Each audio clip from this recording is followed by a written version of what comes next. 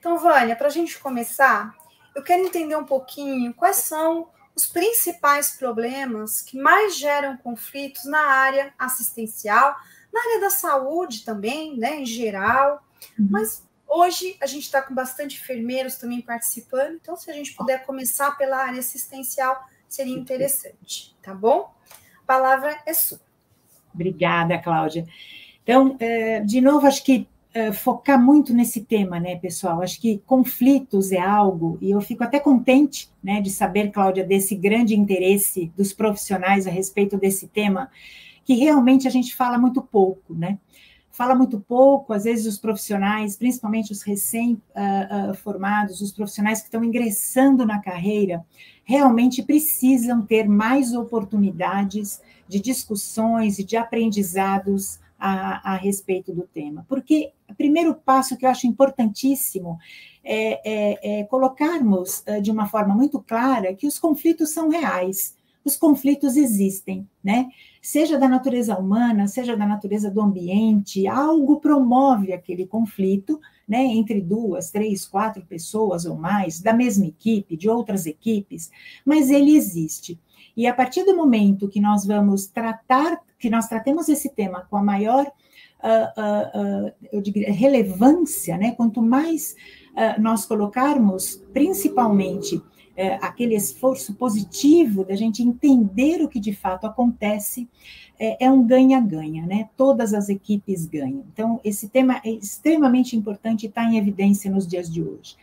Quando a gente fala principalmente do profissional enfermeiro, né? O que a gente vê, o que a gente aprende, que o enfermeiro ele já é um líder, né? Ele já vem com uma liderança, ele tem esse potencial de liderança desde a sua formação, né? A professora Maria Júlia vai poder falar muito melhor do que eu, mas ele já vem com esta formação. E, normalmente, mesmo recém-formados, ele já assume liderança de algumas equipes, né? Principalmente dos técnicos de enfermagem. Muitas vezes ele já é colocado numa posição de liderança sem ter, na verdade, todos os instrumentos ou sem ser apresentado, né, para os principais riscos que ele pode encontrar, né, pelo caminho.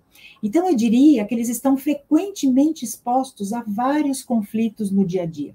E de que conflitos a gente está falando, né? Então, a gente está falando entre equipes, conflitos entre profissionais e pacientes, entre profissionais e cuidadores, familiares, equipe médica, todos aqueles que rodeiam, né, e fazem parte do trabalho no dia a dia. Com uma outra área, com a área da engenharia dentro de um hospital, com uma área administrativa, ou seja, todos estão realmente sujeitos, né, a sentirem a passarem por essa experiência, digamos assim. E a gente pensa que quanto mais a gente falar, quanto mais a gente discutir abertamente sobre os conflitos, né, esperados, inesperados, dentro das nossas instituições, melhor será, né, porque nós vamos poder instrumentalizar melhor os profissionais para poderem trabalhar, como a gente fala, na desescalada desses conflitos. Então, a primeira coisa é assumir que ele existe, assumir que o conflito ele está ali, né? A partir daí, a gente vai utilizar algumas ferramentas para a gente poder trabalhar os conflitos. E um dos motivos, assim, além, obviamente, de algumas questões da própria pessoa, né, pessoais, né, que a gente falava um pouquinho de desmotivação, às vezes a pessoa também não está muito bem naquela instituição que ela se encontra, um pouco de insegurança, pode ser um pouquinho de várias características outras, mas a gente não pode esquecer do ambiente também. Então, a gente entende que os conflitos, às vezes, eles ocorrem não por conta apenas desses atributos, apenas dessas questões da pessoa, né, pessoais, mas sim por algum meio, por algum processo, por uma grande falha de comunicação que pode haver dentro daquele ambiente, que obviamente vai resultar num conflito. Então, a gente vê muito essas duas vertentes, né? Tem alguns fatores que possam desencadear, mas, sem dúvida nenhuma, a gente precisa olhar para o ambiente, né? E como se dão as relações. Eu concordo contigo quando você diz que os conflitos são inevitáveis, porque eu sempre penso que qualquer que seja o que se conversa, se discute, se pensa, eu sempre usei a imagem da arena para dar aula, né? Você tem uma questão que é central e você tem diferentes perspectivas de uma mesma coisa. Tem gente que, quando está diante de uma questão, seja ela qual for, seja quero ou não quero, preciso de horário especial, ou eu preciso abrir a ala, não vai dar tempo, tem uma questão ética, alguém colocou, seja o que for, tem uma questão central. Tem pessoas que olham de frente aquilo porque estão diretamente envolvidas com isso. Tem outros que não estão tão diretamente envolvidos, então não tem a mesma pressa, a mesma ansiedade, o mesmo interesse na resolução de uma questão. E tem gente que, na verdade, está olhando a picanha, né, do boi. Se eu pensar numa arena e pensar que tem um touro, né, tem gente olhando a picanha. Se der tudo errado, eu ainda como com essa história, enfim. Então, eu entendo que quando você pensa em convivência humana, é interessante lembrar que as perspectivas são diferentes. E é por isso que quando a Cláudia começou com a questão de quais são os maiores, o porquê existem grandes conflitos, além da sua fala, eu quero acrescentar que eu vejo três aspectos que me parece que geram conflito.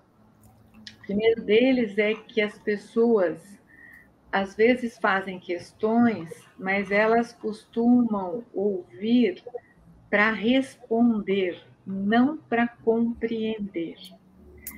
E eu vejo isso e dou risada, porque a gente vê hoje em dia o WhatsApp, né? Que a gente às vezes faz 2 perguntas numa mesma mensagem. Pronto, deu errado. As pessoas vão responder uma e aí esqueceu de falar o horário, falou o dia, mas não falou a hora, enfim. Então, eu vejo que uma boa parte, e estou me incluindo nisso, porque o desafio é do humano, de nós humanos, é a gente aprender a ouvir para compreender antes de se preocupar com responder ou ter soluções. Eu acho que isso é um dos motivos, como eu amo estudar comunicação, eu vejo que isso é uma das questões centrais. A segunda questão, eu vejo, que gera conflito, é contradição mesmo, entre um discurso e uma prática. Eu digo que quero incluir, mas eu não escuto. Eu digo que quero compreender, mas não deixo a pessoa terminar de falar. Eu digo que, enfim, eu vejo contradições entre comportamentos e um discurso. E a hora que isso existe, isso gera conflitos, porque às vezes eu até não tenho a liberdade de dizer ao outro, cara, você falou que chegava às 5, são 5:30, você está achando que eu não tenho o que fazer também? Isso, né? Assim, às vezes eu não posso falar com esse grau de honestidade, mas a verdade é que isso existe. Então eu vejo que contradições entre discurso e ações geram conflitos. E o terceiro aspecto que eu quero chamar a atenção, que eu percebo que gera conflito, é a gente não dizer claramente o que quer dizer, o que precisa dizer.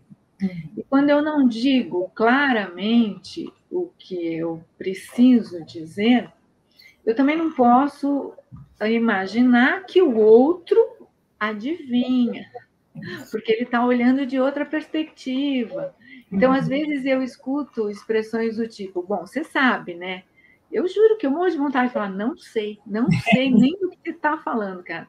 Ou então, bom, você viu, né? Eu não sei o que você viu, porque pode ser que eu esteja de um outro, vendo de um outro aspecto.